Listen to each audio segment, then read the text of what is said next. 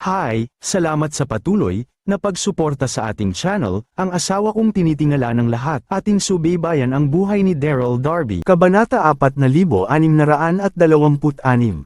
Pero hindi pa rin ito tama. Mabilis namang kumalma si Daryl. Naririto siya para mangalap ng impormasyon, hindi para magpanggap na si Master mag-era at makipagharutan kay Empress Heidi. Agad na ginawa ni Daryl ang lahat ng kanyang makakaya para gayahin ang boses ni Master mag-era nang sabihin nito na, "Kamahalan, sinabi mo ba talaga kanina na gusto mong i-absorb ang diwatang kaluluwa ni Ancient Ancestor?" Oo, hindi man lang nag-alinlangan si Empress Heidi dahil naisip nito na wala naman siyang dapat na ipag-alala ngayong si Master mag-era lang naman ang nasa kanyang harapan. Dito na siya, siguradong tumango habang sumasagot. Pinag-isipan ko talaga ito ng buong araw. Gagawin ko lang ito para pigilan si Lud Bell sa sandaling may gawin ito na hindi maganda. Isipin mo nga, isa itong hindi mapapantay ang Diyos na nagtatanglay ng lakas na hindi may imagine ng kahit na sino. Ano na lang ang gagawin ko sa sandaling ipagpilitan niya si Oren na maging susunod na Emperor ng Godly Region. Ito na ang pinakamagandang solusyon para sa atin. Kinakailangan kong palakasin ng gusto ang aking sarili. Bahagyang nautal si Empress Heidi nang dahil sa kanyang kalasinggan, pero napuno pa rin ng determinasyon ang tono ng kanyang boses noong mga sandaling iyon. Napahinga naman dito ng bahagya si Daryl habang sinusubukang ilayo si Empress Heidi sa ideyang iyon. Naiintindihan ko kung saan ka nanggagaling, pero kamahalan, naisip mo na ba ang mga bagay na maaaring maging kapalit nito? Paano na lang kung malaman ng mga tao ang bagay na ginawa mo? Sa bagay, si Ancient Ancestor pa rin ang Master ng namayapang si Nine Heaven Emperor, kaya para mo na ring sinaktan ang iyong Master sa sandaling gawin mo iyon. Paano ka pakikinggan ng mga tao sa sandaling gawin mo iyon, kahit na si Oten pa ang naging Emperor? Masyado rin itong magiging big deal para kay Lud Bell, kaya masyado itong mapanganib para sa inyo, kamahalan. Sinabi ni Daryl ang kanyang mga naiisip gamit ang boses ni Master mag-era. Sa bagay, kay Ancient Ancestor pa rin talaga dumedepende ang buong Godly Region, kaya paano ito magagawang sirain ni Empress Heidi ng ganoon-ganoon na lang? Kung ganoon, kumunat ang noo ni Empress Heidi habang nag-iisip siya ng husto. Nang makita niya ang pagdadalawang isip ni Empress Heidi, agad na ginamit ni Daryl ang oportunidad na ito para sabihin, "Huwag kang mag-alala, kamahalan. Gagawin ko ang lahat para gawing Emperor si Oten." Sige, nabalot ng emosyon si Empress Heidi habang ngumingiti at nagbubuntong hiningang sinasabi na, "Makikinig ako sa iyo. Hindi ko gagawin ang bagay na iyon." Dito na biglang gamaan ng husto ang dibdib ni Daryl. Mabuti na lang talaga, hindi pa rin pala nasayang ang pagpunta niya rito. Dito na sinabi ni Daryl na, malalim na ang gabi, kamahalan. Lasing na po kayo, kaya dapat na po kayong magpahinga. Mauuna na rin po ako. Naghandang umalis si Daryl habang nagsasalita. Pero bago pa man siya makalayo, agad siyang niyakap ng husto ni Empress Heidi na para bang ayaw siya nito pakawalan. Dito na naging kaakit-akit ang maganda niyang mukha habang sinasabi na, "Hindi kita paaalisin dito. Maaari mo ba akong samahan ngayong gabi? Pinaglaloloko mo ba ako?" Naramdaman na ni Daryl ang pinakanakakatakot na sandali sa kanyang buhay habang hindi malaman kung maiyak o matatawa ba siya sa kanyang narinig. Masyado nang sapat ang mga gulo na kanyang pinasok matapos niyang magpanggap na si Master mag-era. Siguradong ito na ang katapusan niya sa sandaling manatili siya rito at malaman ng lahat ang katotohanan. Dito na nagmamadaling sinabi ni Daryl na, "Hindi po ito pupwede, kamahalan." Tayo, agad siyang pinutol ni Empress Heidi sa pagsasalita bago pa man siya matapos. "Pwede ito hanggat masasabi ko na pwede ito. Isa kang lalaki, hindi ba mag-era? Kaya bakit ka nagpapakita ng kaduwagan sa harapan ko?" "Hindi nga ako natatakot ngayon, kaya bakit mas natakot ka pa kaysa sa akin? Wala ring kahit na sino ang maaaring Pumasok dito ng walang pahintulot. Kaya hindi ako titigil hanggat hindi mo ako sinasamahan ngayong gabi. Bukas, nang umaga ka na umalis. Dito na hinawakan ng mahigpit ni Empress Heidi ang kamay ni Daryl para hilahin ito sa kanyang kama. Naramdaman ni Daryl ang pagkablangko ng kanyang isip habang nawawala na ang pagiging kalmado ng kanyang dibdib. Pareho na silang papunta ngayon sa kama. Nangangahulugan kaya ito na sinubukang tumalikod at umalis ni Daryl. Pero masyado pa ring mahigpit ang pagkakahawak ni Empress Heidi sa kanyang braso, hindi na niya ito maalis. Mag-era, dito na humiga si Empress Heidi sa kama. Habang idinidilkat ang kanyang pisngi sa binti ni Daryl, agad na nahaluan ng pagkauhaw sa laman ng lasing nitong itsura. Pakiusap, makipag-usap ka naman sa akin. Malungkot na ako nitong mga nagdaang araw. Halos mapatalo na si Daryl noong mga sandaling iyon. Wala siya sa mood na makipag-usap, pero naroon na siya kaya wala na siyang magagawa pa kundi magngit-ngit at makipag-usap kay Empress Heidi. Hindi naging malinaw para sa kanya kung gaano katagal ang lumipas, pero tuluyan na ring nakatulog si Empress Heidi. Nakahinga na ng maluwag si Daryl. Natapos na rin ang lahat ng iyon. Dito na siya maingat na umalis sa kama para lumabas sa kwarto. Kabanata 4627. Masyado nang malalim ang gabi nang makabalik ang pagod at irritable si Daryl. Agad siyang bumagsak sa kanyang kama nang makabalik siya sa kanyang kwarto at agad na nakatulog. Doon, hindi siyempre nakalimutan ni Daryl na bumalik sa matanda niyang itsura. Pagkalipas ng ilang oras, nang nagsisimula ng magliwanag ang araw, malalim pa ring natutulog si Daryl. Dito na niya narinig ang dahan-daang pagbukas ng pinto na sinundan ng pagpapakita ng isang magandang imahe na pumasok ng pa-impulse sa kanyang kwarto. Nalaman kaya nito ang pagpapanggap niya bilang si Master Mag-era. Nagpadala ba si Empress Heidi ng tauhan para dakipin siya? Agad na nagising si Daryl sa narinig niyang ingay. Dito na siya parang naalimpungat ang naningkit sa taong pumasok sa kanyang kwarto. Agad na natigilan si Daryl nang makita niya ang eksenang iyon. Isa pala itong 16 hanggang 17 taong gulang na batang babae na nakasuot ng nagliliwanag sa dilaw na dress na mas lalong nagpaganda sa kanyang mukha. Nagpakalat ito ng pagkabata sa ere ng hindi nawawala ang kanyang class. Sino iyan? At ano ang ginagawa niya sa kwarto ko ng ganitong oras? Habang nasa gitna ng kanyang pagkagulat, hindi na naiwasan pang bamulong ni Daryl sa kanyang sarili. Nakasiguro si Daryl na hindi ito ipinadala ni Empress Heidi nang makita niya ang nagtataka nitong mukha at ang oras kung kailan ito nagpunta rito.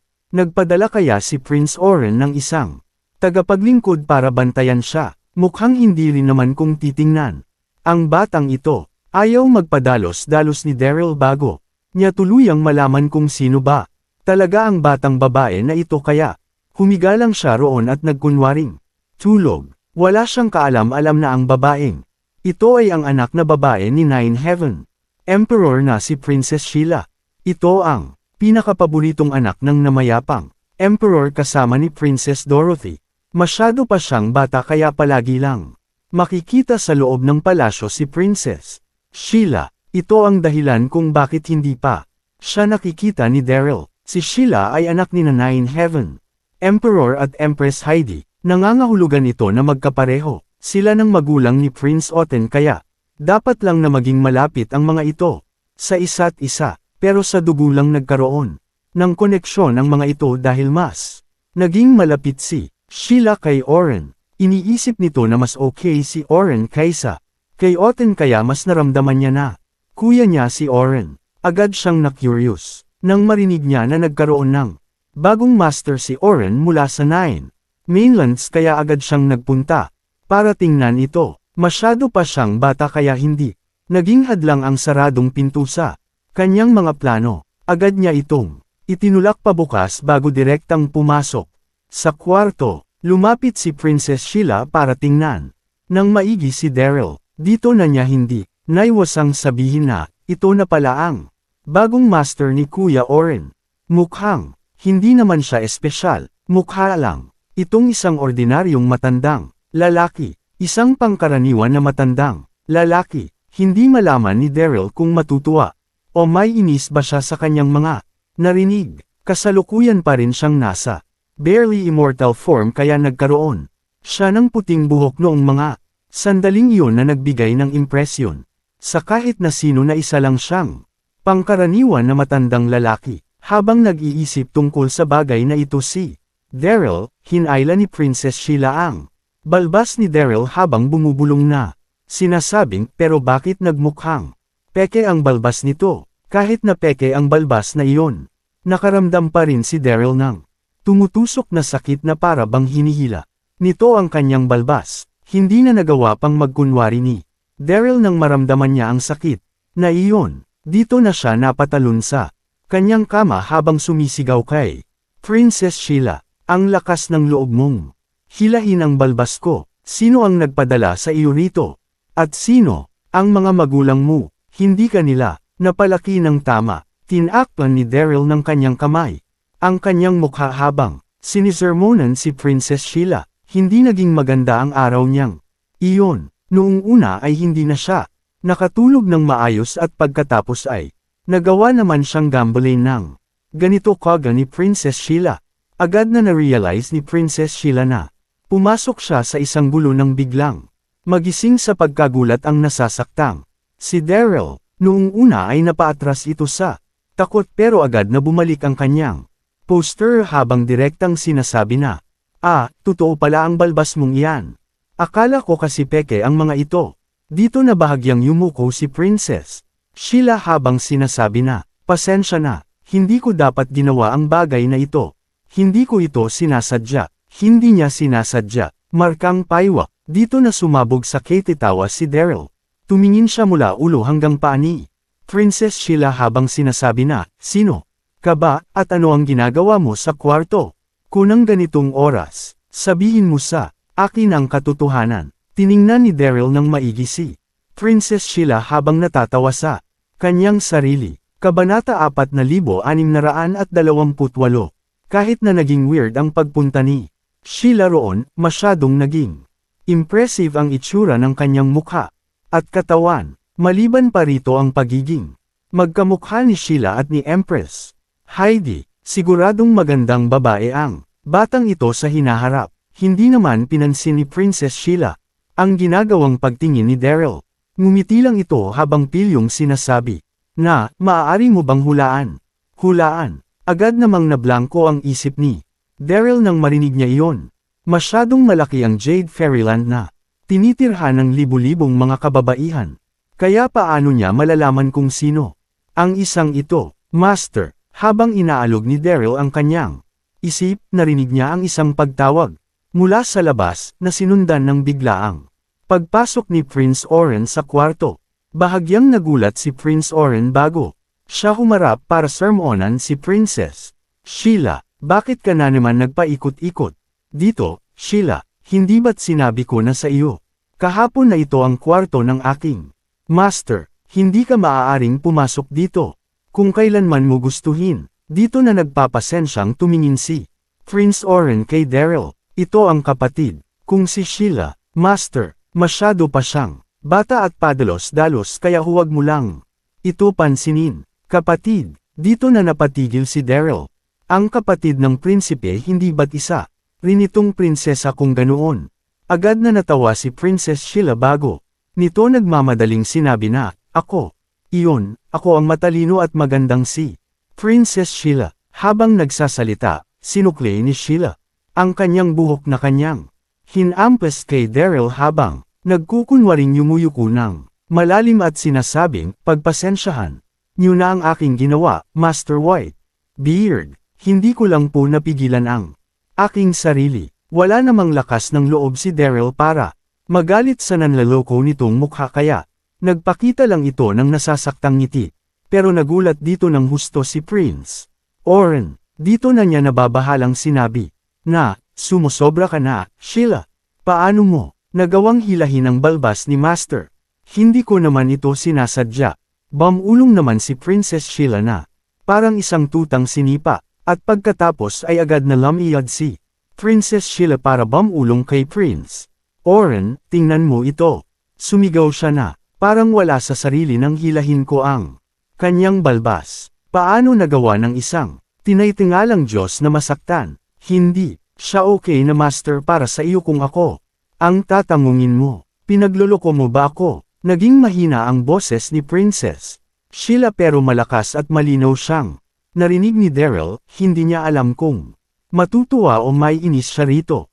Nagawa pa akong sir-on ni Princess Sheila matapos nitong hilahin ang balbas ko. Inabuso niya ang kanyang lakas kaya alam niya na malalampasan niya ang lahat ng dahil sa kanyang estado.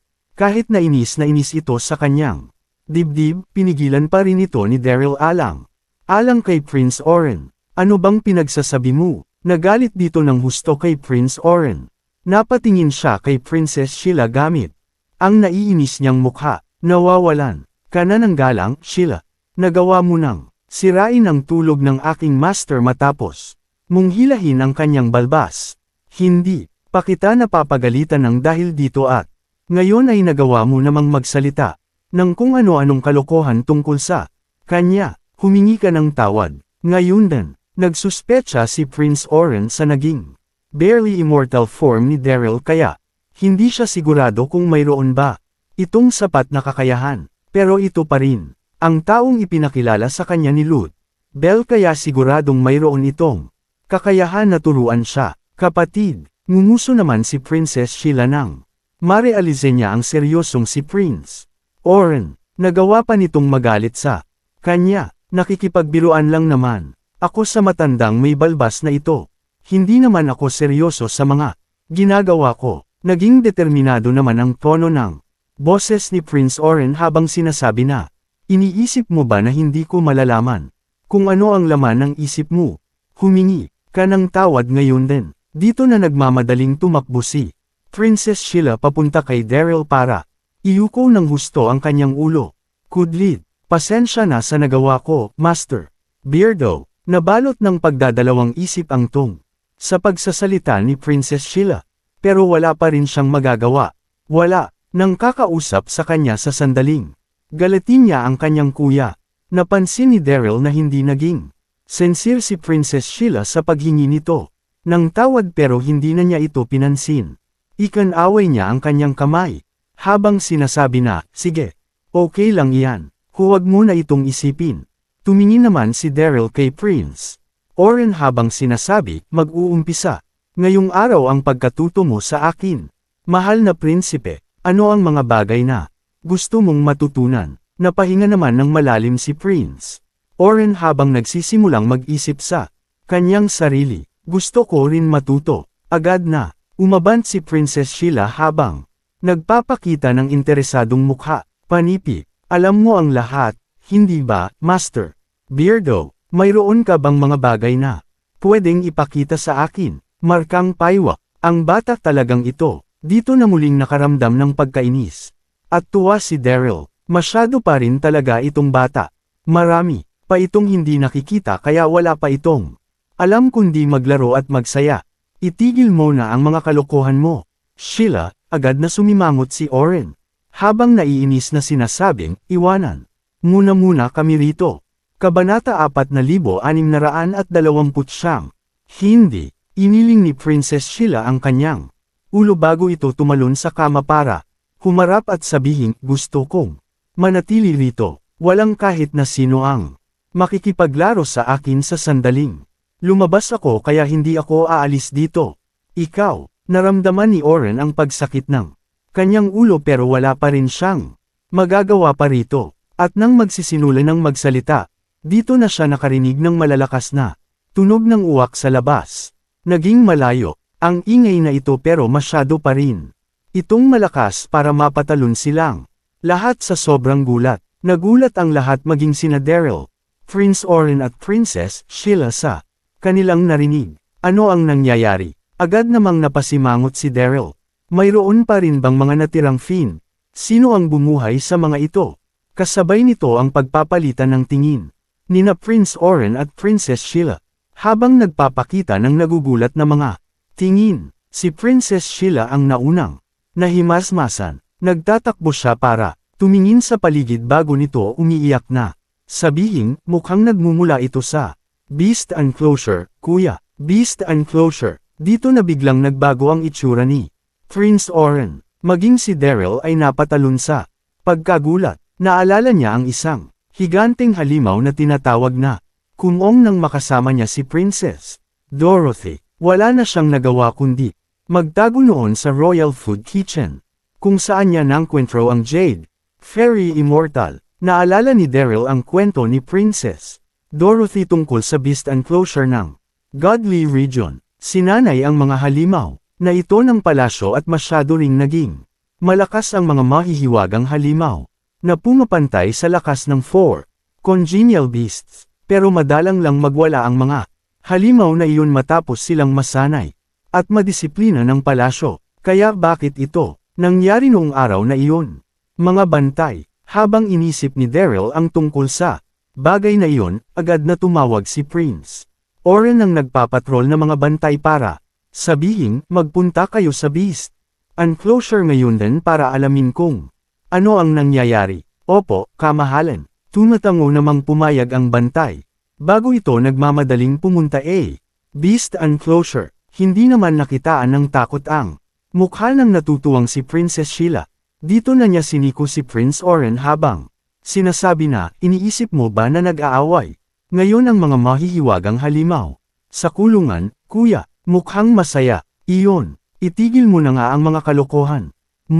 Hindi naman natuwa si Prince Oren habang seryoso nitong sinasabi na sinanay at dinisiplina ang mga halimaw sa loob ng enclosure, kaya paano nila magagawang mag-away-away. Dito na muling nakaramdam ng parehong inis at tuwa si Daryl sa kanyang narinig. Masyado nga talagang masakit sa ulo si Princess Sheila. Kagalang-galang na prinsipe, agad na bumalik ang bantay mula sa Beast Enclosure para mag-report. Kasalukuyan itong basang-basa ng pawis habang sinasabi kay Prince Oren na nagpunta po ako para tingnan ang nangyayari. Dito ko na po nakita ang wala sa sariling syakon sa loob ng kulungan. Mula po sa syakon ang ingay na narinig niyo po. Dito na biglang nagbago ang itsura ni Prince Oren. Agad na nawala ang ngiti ng natitigil ang si Princess Sheila nang marinig niya ito. Habang nabalot naman ng pagtataka si Daryl, hindi niya naiwasang mapatanong ng anong klase ng halimaw ang syakon. Ito ang unang beses na narinig ni Daryl ang tungkol sa syakon. Kumusta ka naman, master ng aking kuya? Senggal ni Princess Sheila. Dito na ito damayla para lokohin siya. Bakit hindi mo alam ang tungkol sa syakon ng Godly Region? Agad namang humarap si Prince Oren para sigawan si Sheila na agad nakapagpatahimik dito. Mula noon ay hindi na nagsalita pa ng kahit na ano si ang prinsesa. Wala namang naging pakialam si Daryl sa naging pambabastos ni Princess Sheila, at sa halip ay direkta niyang tiningnan si Prince Oren habang hinihintay ang sagot. Mula rito, mayroon ka pang hindi nalalaman, Master. Inayos ni Prince Oren ang kanyang emosyon bago niya sabihing malaki ang naging kontribusyon ng syakon sa Godly Region noong mangyari ang malaking digmaan sa pagitan ng mga Diyos at mga Fiend. 10,000 taon na ang nakalilipas. Nagawa lang mapabagsak ni Ancient Ancestor ang mga Fiend nang dahil sa tulong ng syakon. Nasugatan ng husto noon ang syakon, kaya mula noon ay nanatili na ito sa loob ng Beast Enclosure. Dito na lumalim ang pagsimangot ni Prince Oren. Palaging naging kalmado ang syakon, kaya bakit ito biglang mawawala ng kontrol sa kanyang sarili? Tumanggo naman dito si Daryl nang marealize niya lahat. Mukhang kinailangan ni Ancient Ancestor ang tulong ng mahiwagang syakon para mapabagsak ang mga Fiend. Mukhang importante nga talaga ang halimaw na ito para sa Godly Region. Kasabay nito ang pagpasok ng isang bagay sa isipan ni Daryl. Nang magbago ang kalangitan sa Middle Terra, inakala ng maraming tao na bumaba ang mga sundalo ng Godly Region sa daigdig. Tinawag nilang kailan ang fenomeno na ito ang mahiwagang halimaw na inalagaan ng Sky Fountain Sect. Kabanata 4630. Naalala ni Daryl na nagkaroon ng ilang Problema ang kailan sa pagpapalakas nito. Kaya ito nawala sa kanyang sarili. Mukhang ganito rin ang ingay na kanyang narinig ng magwala ang Shakun sa loob ng beast enclosure. Siguradong nagkaroon ng problema sa pagpapalakas ang halimaw na ito. Tingnan natin ito. Nagmamadaling sinabi ni Prince Oren. Nang maisip ito ni Daryl.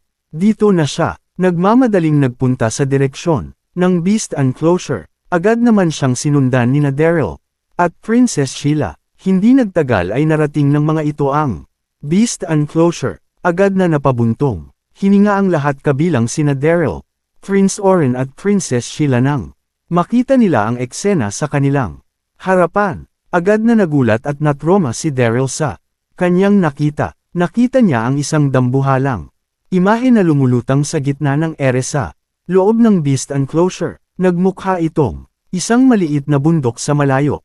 Para itong isang malaking killer whale na may 100 metrong haba at armado ng matatalim nitong mga ngipin. Nagmukha itong petong mula sa malayo. Pero nagawa pa ring makita ni Daryl ang isang pares ng purple nitong mga pakpak sa likuran. Mga pakpak sa likuran ng isang peteng. Hindi pa niya ito naririnig noon. Walang duda na ang dambuhalang halimaw na ito ay walang iba kundi ang mahiwagang halimaw na Shakun na tinutukoy ni Prince Oren sa kanya. Grave. Pagkatapos ng ilang segundo, agad na nahimasmasan si Daryl. Tumawa siya sa kanyang sarili. Ito pala ang mahiwagang halimaw na Shakun. Masyadong kamangha-mangha ang aura nito. Dito na gumawa ng isang nakapagpapayanig sa lakas na sigaw ang halimaw habang namumula ang mga galit nitong mga mata. Agad namang naglabas ng nakakatakot na aura ang dambuhala nitong katawan. Tama nga si Daryl. Nagkaroon ng problema ang Shakun sa pagpapalakas. Kaya agad itong nawala sa sarili at nagwala sa loob ng kanyang kulungan. Bilasan ninyo. Agad na dumating ang isa sa mga general ng Godly Region kasama ang ilang daang mga sundalo. Dito na Niz. Nagmamadaling sinabi na, paligiran ninyo ang Shakun ngayon din, siguruhin mong hindi ito makakalabas sa beast enclosure. Siguradong malaki ang pinsalang dadalhin ng Shakun sa paligid sa sandaling makalabas ito sa beast enclosure nang wala sa kanyang sarili. Agad na sumabog ang enerhiya ng daang mga sundalo bago sila gumawa ng isang malaking formation bago pumaligid sa dambuhalang Shakun. At pagkatapos ay agad na gumalaw ang enerhiyang kumakalat sa paligid sa direksyon ng formation. Isa itong napakalakas na defense formation na babagsak ng husto sa Shakun. Tahimik namang iniling in Daryl ang kanyang ulo. Tuluyan nang nawala sa sarili ang Shakun. Siguradong kabaliktaran ng inaasahan nilang resulta ang mangyayari. Sa sandaling pigilan nila ito ng direkta. Tama nga si Daryl. Tuluyan nang nawala sa sarili ang Shakun na binalot ng puwersang pinakawala ng mga sundalo. Agad na namula ang mga mata nito. Habang gumagawa ng nakabibinging mga sigaw. Nagawang makita ni Daryl ang sunod na sound wave na nagmula sa bibig ni Shakun. Gumawa ito ng guhit papunta sa mga nakapaligid na sundalo ng Godly Region. Grave. Napanganga na lang si Daryl sa sobrang pagkagulat. Hindi na niya naiwasan pang mapabulong sa kanyang sarili. Hindi ako makapaniwala na gagamit ng sound attack ang Shakun na ito.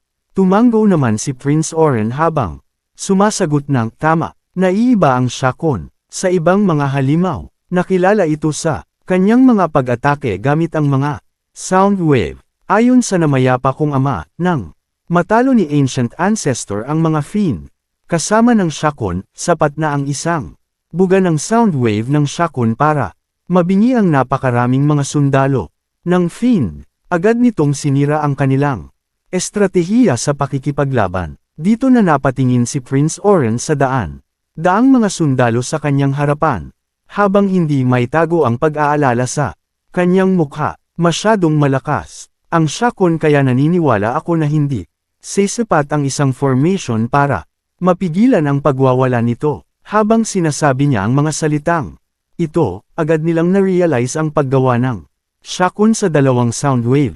Agad na tumalsik ang mga sundalo na tinamaan ng mga sound wave na inilabas ng halimaw. Nagmamadali namang binuno ng mga nahuling sundalo ang naging butas sa formation. Kasabay nito ang pagkuha ng Komosayon sa atensyon ng napakaraming mga tao. Maging si Empress Heidi ay napapunta rito habang binabantayan ng lahat. Agad naman itong sinundan ng anak niyang si Prince Otton. At ngayong naruroon na si Empress Heidi, hindi na naiwasan pang alalahanin ni Daryl ang nangyari kagabi. Parang isang panaginip ang nangyari sa kanila kagabi. Sino nga ba ang mag-aakala na magpapakita ng ganoong klaseng kilos ang uhaw na si Empress Heidi, matapos lang makainom ng ilang baso ng wine? At nang maisip ito ni Daryl, agad na natigilan ang mukha ni Empress Heidi sa sobrang pagkagulat. Ano ang nagyayari? To be continued.